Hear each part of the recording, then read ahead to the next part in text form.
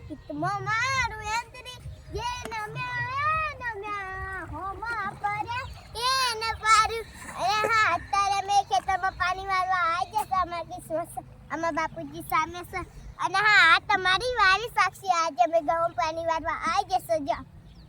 અમે કાલે ખાતર નાખ્યું આજે અમે પાણી વાળ્યા છે જો અને આ છે અમારા ઘઉં અમે ઘઉં કર્યા છે અમારા જો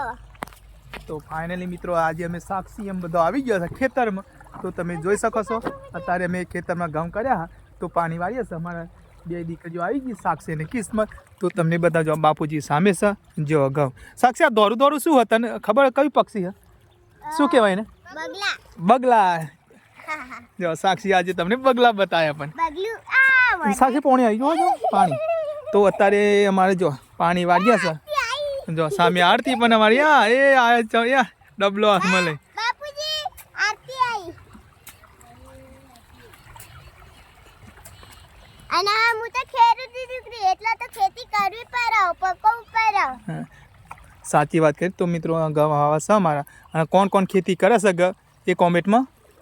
લગજો અને હા કોણ કોણ ખેતી કરે એ પણ કમેન્ટમાં લગજો ઘઉંની સીઝન આવી એટલે તો ઘઉં કરવા પડે હા ઘઉંની રોટલી ખાવી હોય તો મહેનત અને મહેનત કરવી પડે ઘઉંની રોટલી ખાવી ને તો આવી મહેનત કરવી પડે તો ફાઇનલ જો તમે જોઈ શકો છો આ તમારી વાલી સાક્ષી અત્યારે પાણી વાળવા આવી છે અને હા અમે મારા પપ્પાને કામ કરવા લાગીએ છે અને અમે ઘરનું કામ કરીએ છે અને નિસારે જઈએ છે હા સાચી વાત કે સાક્ષી બહુ જો